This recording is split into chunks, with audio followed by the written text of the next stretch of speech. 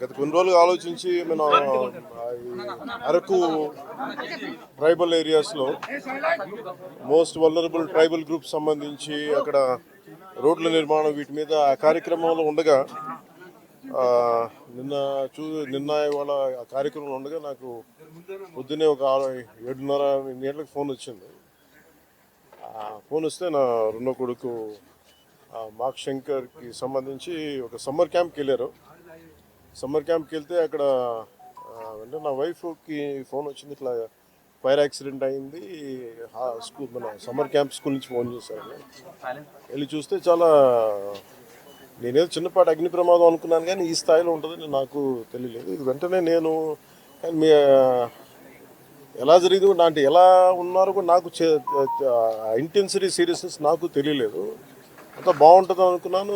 చూస్తే ఇప్పుడు తనని ప్రస్తుతం హాస్పిటల్లో జాయిన్ చేశారు, బ్రాంకోస్కోపీ పెడతా ఉన్నారు. Very tragic news. పాపం తన పక్కనే కూర్చున్న క్లాస్మేట్ మొత్తం 3rd degree బర్న్స్, తినికి కూడా కొంత బర్న్స్ అని చెయ్యి మీదను కాలు మీద, లోపల చాలా వరకు స్మోక్ అంతా వెళ్ళిపోయింది గుండెల లంగ్స్లోకి. దానికోసం ఇప్పుడు బ్రాంకోస్కోపీ చేస్తూ ఉన్నారు. ఆల్రెడీ ఇంకో పసిబిడ్డ కూడా చనిపోయింది. చాలా బాధ అనిపించింది. దాదాపు 30 మంది పిల్లలు ఈ సమ్మర్ క్యాంపు సంబంధించిన దురదృష్టకరమైన సంఘటన. So quiet an unfortunate incident.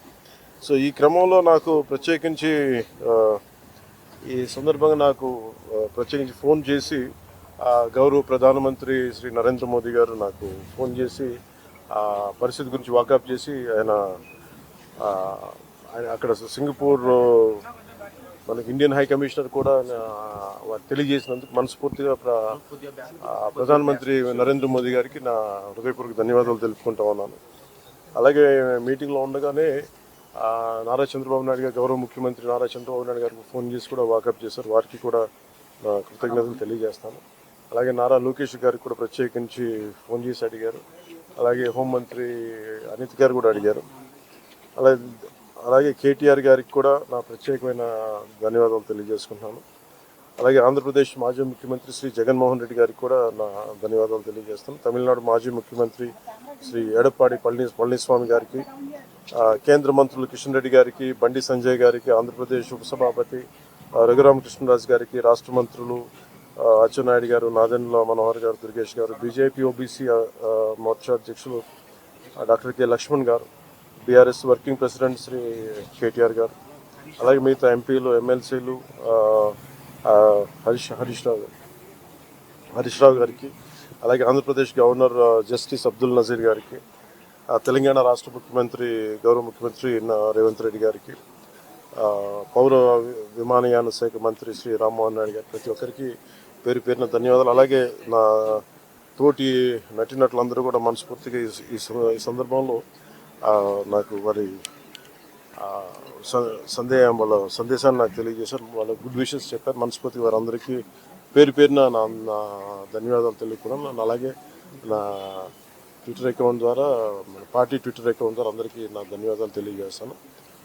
మీ అందరికీ కూడా ప్రతి ఒక్కరు, అలాగే జనసేన నాయకులు, కార్యకర్తలు చాలామంది పూజా కార్యక్రమాలు నిర్వహించి త్వరగా కోలుకోవాలని చేశారు. వారికి కూడా ప్రత్యేకించి ధన్యవాదాలు. బట్ అన్ఫార్చునేట్ ఏంటంటే ఈరోజు నా పెద్ద కొడుకు అకిరా పుట్టినరోజు. అదే రోజు నా రెండో కొడుకు ఈ విధంగా జరగటం కొంత అన్ఫార్చునేట్ కోఇన్సిడెన్స్ అనిపించింది. Quite strange. బట్ ఎక్కడ ప్రోగ్రామ్స్ ఆపలేదు, మేము చేసుకుంటూ వెళ్ళిపోయాం. కానీ మేబీ ఈరోజు సాయంత్రం నేను వెళ్ళి ఒకసారి అక్కడ, అలాగే ఇండియన్ హై కమిషన్ గారితో మాట్లాడాను. సో వాళ్ళు కూడా పంపించి ఏం జరిగింది అని మొత్తం తెలుసుకొని చెప్పారు. అక్కడ అవసరమైన సహాయ కావాలని మేము చేస్తామని చెప్పారు. సో మనస్ఫూర్తిగా మీ అందరికీ పేరు పేరున, మీడియా మిత్రులందరికీ, ప్రతి ఒక్కరికి పేరు పేరున ధన్యవాదాలు.